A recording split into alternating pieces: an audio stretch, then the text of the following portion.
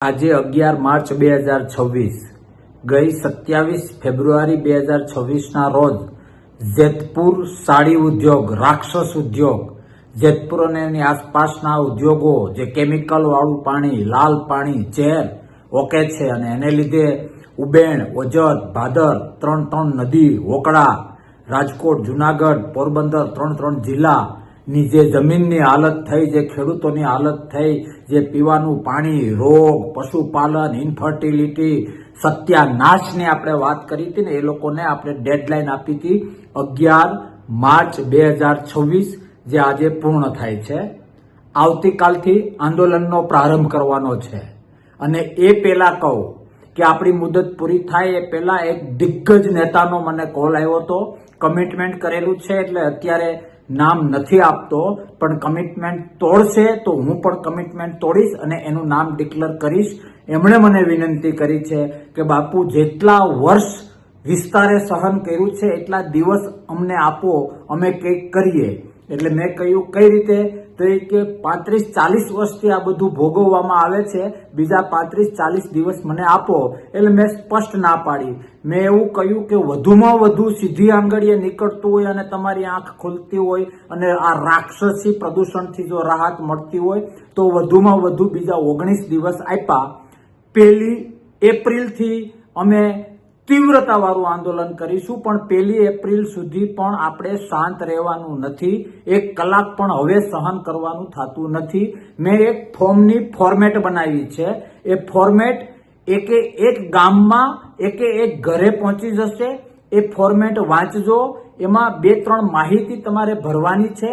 એ માહિતી ભરજો અને જે તે તમારા ગામના જવાબદાર વ્યક્તિને તમે આપી દેજો. ત્યાં મળી પણ જશે અને તમારા ગામમાંથી કલેક્શન પણ થઈ જશે. શક્ય હશે એટલા ગામોમાં હું પોતે પણ આવીશ, બાકી ટીમ મેમ્બરો પણ આવશે. અને 12 તારીખ, આજે 11 પૂરી થાય, આવતીકાલ 12 તારીખથી મારો પોતાનો તાલુકો વંથલી તાલુકાના ગામડાઓમાંથી જ આ સર્વે આપણે ચાલુ કરીએ છીએ. મને વિશ્વાસ છે કે 15-20 દિવસમાં આ સર્વે કમ્પ્લીટ થઈ જશે. આ સર્વે માત્ર સર્વે નથી, રાક્ષસી ઝેર વખતી પ્રદૂષણ ફેંકતી કંપનીઓની આંખમાં એક જાતની સોય ઝૂકવા જેવું છે. એટલે જો તમને નુકસાન થયું હોય, તમે રિયલાઇઝ કર્યું હોય, તમારો આરોગ્ય, તમારા બાળક, પશુપાલન, જમીન બધાની પત્તર રગડાણી હોય તો એ ફોર્મ ભરીને રિટર્ન કરજો. 2 જ ઓપ્શન, કા યુનિટોને તાળા લાગે અથવા 0 લેવલે પોલ્યુશન આવે. આ આંદોલન રાતોરાત નહીં પતે.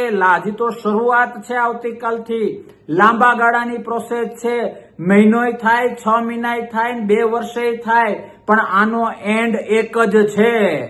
યુનિટ વાળા માલિકો, રાક્ષસો, મારી વાત કાન ખોલીને ધ્યાન રાખજો, સમજજો, વિચારજો. કઈ હવા હોય તો કાઢી નાખજો.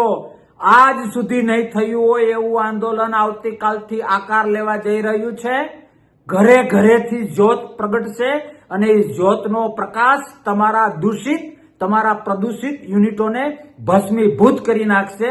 સાથે સાથે જે મોટા નેતાએ મને એક હૈયાવરાળ આપી છે એને પણ કહું છું કે બાપુ સાથે કમિટમેન્ટ થયું છે, જોજો, નહીં તો જોવા જેવી થશે.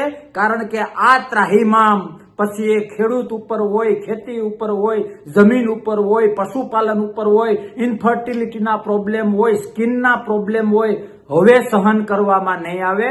તમારો 5 રૂપિયાનો નફો ગયો તેલ પીવા.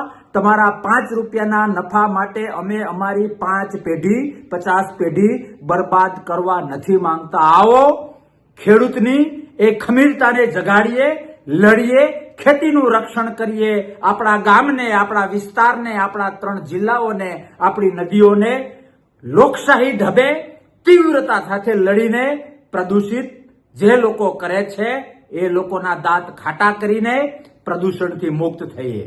જય હિન્દ, ભારત માતા કી જય. જય જવાન, જય કિસાન.